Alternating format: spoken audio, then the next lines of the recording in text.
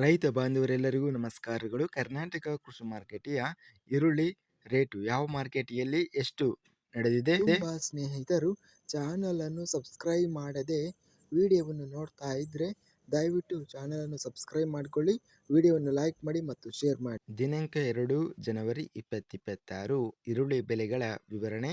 ಗದಗ ಮಾರುಕಟ್ಟೆಯಲ್ಲಿ ಈರುಳ್ಳಿ 1093 ಈರುಳ್ಳಿ ಚೀಲ ಟೆಂಡರ್ ಆಗಿದೆ. ಹೆಚ್ಚಿನ ಬೆಲೆ 1800 ರೂಪಾಯಿ ಇದೆ. Medium quality 600. ಚಿಕ್ಕಮಗಳೂರು ಮಾರುಕಟ್ಟೆಯಲ್ಲಿ ಇತರೆ ಈರುಳ್ಳಿ ಕ್ವಿಂಟಲಿಗೆ ಹೆಚ್ಚಿನ ಬೆಲೆ 2637, ಮೀಡಿಯಂ ಕ್ವಾಲಿಟಿ 2537.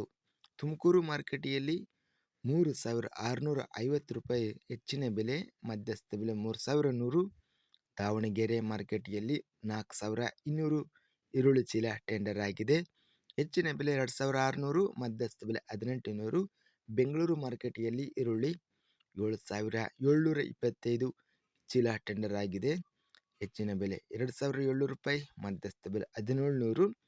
ಪೂನಾ ಈರುಳ್ಳಿ ಬೆಂಗಳೂರು ಮಾರುಕಟ್ಟೆಯಲ್ಲಿ 5150 ಚೀಲ ಟೆಂಡರ್ ಆಗಿದೆ.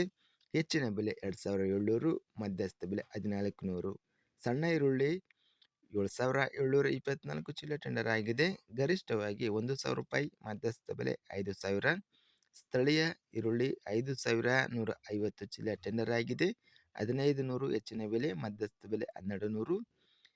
ಬಂಗಾರಪೇಟೆ ಮಾರುಕಟ್ಟೆಯಲ್ಲಿ 2300 ರೂಪಾಯಿ ಹೆಚ್ಚಿನ ಬೆಲೆ, ಮಧ್ಯಸ್ಥ ಬೆಲೆ 2000. ರಾಯಚೂರು ಮಾರುಕಟ್ಟೆಯಲ್ಲಿ 196 ಈರುಳ್ಳಿ ಚೀಲ ಟೆಂಡರ್ ಆಗಿದೆ. 1945 ರೂಪಾಯಿ ಇದೆ, ಮಧ್ಯಸ್ಥ ಬೆಲೆ 1300.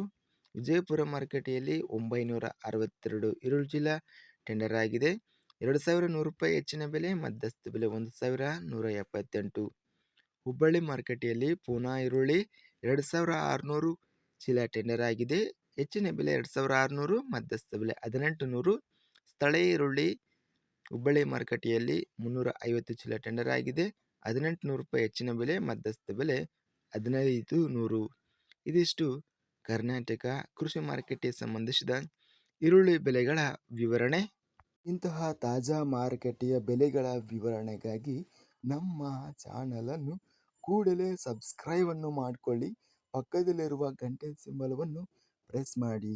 ಹೀಗೆ ಮಾಡಿದರೆ ನಾವು ಅಪ್ಲೋಡ್ ಮಾಡುವ ಪ್ರತಿ ವಿಡಿಯೋಸ್ ಕ್ಷಣದಲ್ಲಿ ನೋಟಿಫಿಕೇಷನ್ ಆಗುತ್ತವೆ. ಈ ವಿಡಿಯೋವನ್ನು ಲೈಕ್ ಮಾಡಿ. ವಿಡಿಯೋವನ್ನು ಲೈಕ್ ಮಾಡುವುದರಿಂದ ಇನ್ನೂ ಹೆಚ್ಚಿನ ರೈತ ಬಾಂಧವರೆಲ್ಲರಿಗೂ ಈ ವಿಡಿಯೋ ತಲುಪುತ್ತದೆ.